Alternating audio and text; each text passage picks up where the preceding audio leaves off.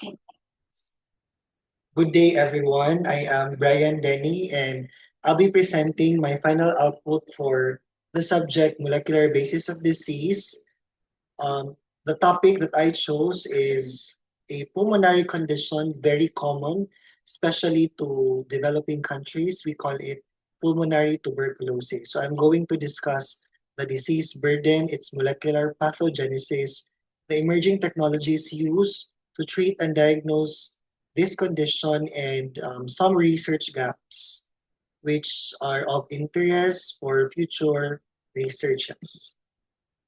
So these are the objectives for today's short discussion. So I'll be describing the epidemiological data or global burden of pulmonary tuberculosis, explain the molecular and cellular pathogenesis, review current diagnostic and therapeutic technologies, identify key research gaps, and propose a future research direction. So PTB or pulmonary tuberculosis remains one of the most devastating infectious disease worldwide. And this is usually caused by a bacteria we call Mycobacterium tuberculosis or MTB. And you might think this condition has been here for so long, and there's actually no complete eradication, especially in developing countries. So the persistence actually is brought about by the emergence of drug-resistant strains, and incomplete understanding of host-pathogen interactions. Basically, there is still ongoing research as to how we combat these resistant strains of MTB, and there's still ongoing research on how we understand the mechanisms on how they interact or how they evade the host response, our own immune system. So PTB affects 10.8 million of people worldwide. That is according to WHO in 2023, and with an incidence rate of 134 patients per 100,000 population. And annually, the even if we have a no treatment for the disorder for this particular disease, this is still associated with 1.25 million deaths annually, such that 3,500 approximate deaths are noted worldwide. These data were taken from WHO and CDC websites. As to geographic distribution, Southeast Asia predominates, than, predominates, meaning most cases of TB come from Southeast Asia. And in fact, the highest burden of TB are coming from from this continent, followed by 24% of the total number of cases globally from Africa and 17% in the Western Pacific. So most likely what you can infer or imply from these statistics is that pulmonary tuberculosis is primarily a disease or prevalent in developing countries such as the Philippines. And India presents the highest burden of pulmonary tuberculosis globally, accounting for 25 to 26% of the total number of cases worldwide. And some other countries with high burden cases of TB includes Indonesia, China, Philippines, Pakistan, and Nigeria. There is actually a strong link with poverty and health system gaps. That's what I said. This is basically linked, primarily to developing countries such as those in Southeast Asia. And this is usually transmitted via airborne transmission. So you inhale the droplet nuclei from infected patients, and you actually get high chances of having the infection. And there is, according to studies, there is much higher incidence in adult males, and there is underdiagnosis in children. Underdiagnosis in children because this basically mimics a lot of pulmonary conditions. This is also very common in patients who are immunocompromised, such as patients with HIV or AIDS. In fact, pulmonary tuberculosis is actually an AIDS-defining illness, meaning patients who are very compromised with low CD4 counts, like those patients with AIDS, are have high chances of getting the infection. And of course, not just in HIV patients, but also in patients with malnutrition. They are at increased risk of acquiring the disorder. So, as I've mentioned, as to the pathogenesis, so you inhale the droplet nuclei, and then this will actually cause invasion of the soldiers of the body, the resident macrophages in the lungs, trying to contain the infection. And when they cannot contain the infection, you actually get to manifest the different signs and symptoms associated with that condition. So this figure summarizes the molecular and cellular pathophysiology associated with pulmonary tuberculosis. So this figure illustrates this. No? So Mycobacterium bacilli um, reaches the alveoli. So after you have inhaled it via respiratory droplets, they are rapidly phagocytosed by your resident macrophages. No? So macrophages are actually monocytes found in the tissues, and their main function in the body is to get rid of antigens or even infectious microorganisms. So they are actually the ones who respond first to infections in the tissues. So they try to phagocytose the MTB bacilli in order to contain the infection. And rather than being eliminated, the bacilli survive intracellularly by inhibiting a phagosome lysosome fusion and resist oxidative killing, allowing the establishment of the infection. So again, because of its structure, no, cell membrane structure particularly, it contains mycolic acid chains. Mycolic acid, it also contains other proteins and glycoproteins embedded in its cellular membrane, making it able to evade the phagocytosis caused by your resident or alveolar macrophages, such that this eventually results to formation of granuloma.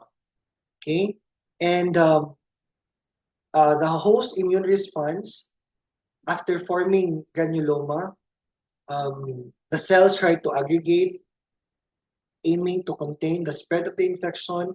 And at this stage, the outcome, disease outcome diverges along two potential pathways. So it could be if your immune system, you're not very immunocompromised, meaning it could still contain the infection, then you develop a latent TB infection. And if your immune system is suppressed such that it is overwhelmed by your immune response is overwhelmed by the production or the action of your MTB bacilli, and so you develop active infection. So when I say latent, meaning you have the infection but you are asymptomatic.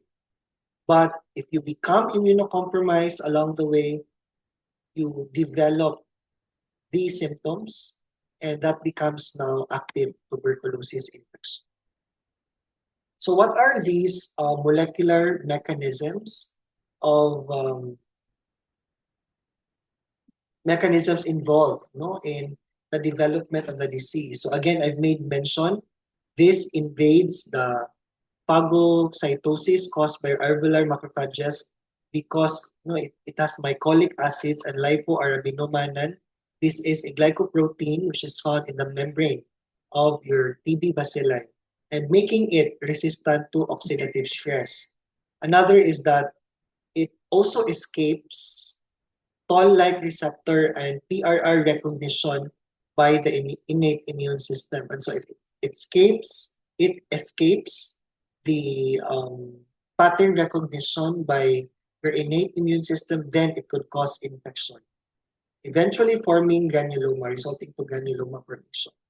And again, I've made mention that when you form granuloma, it's actually a way of your body to contain the infection. So it's actually a niche for latency. However, chances are, if you get immunocompromised, that granuloma, which contains the TB bacilli, might be reactivated, causing the disease to progress, and you develop the signs and symptoms associated with the condition. So adaptive immunity, the cellular component of your immune system also plays a role in the development of the disease, such that particularly your CD4, um, with the help of your Th1 cells, produces interferon gamma, which is supposed to cause oxidative stress or oxidative damage to your PD bacilli. And then your CD8 is the one responsible for the cytotoxic response. And then eventually, when your immune system could not contain the infection, it becomes exhausted, this now progresses to active disease. So as to modern diagnostics, so we have the nucleic acid amplification test. No? We call it in the Philippines Gene Expert. So your Gene Expert or nucleic acid amplification test, NAA testing, this is, say for example, PCR.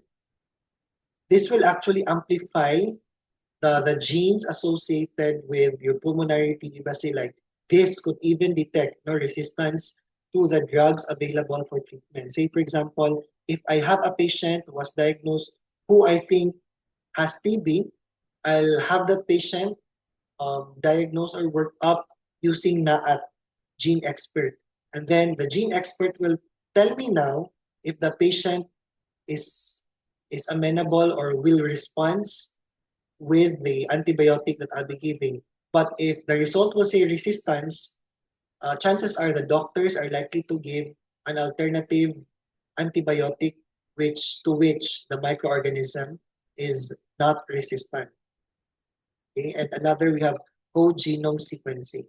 So as to therapeutic development, there have been novel or alternative antimicrobacterial targets, and we need novel antimicrobacterial targets because there is an increasing rates of the number of resistance strains, especially for developing countries. And then we also need shorter and safer regimens.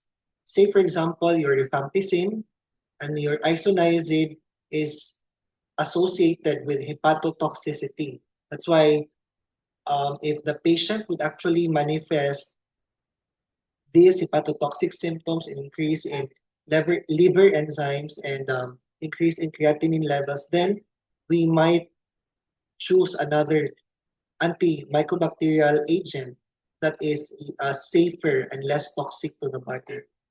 Another is we have ethambutol. Ethambutol is actually causing ophthalmologic side effects. No? So that's why with this, we need a shorter meaning something that could actually treat the infection at a shorter period of time, thus better compliance with the patient.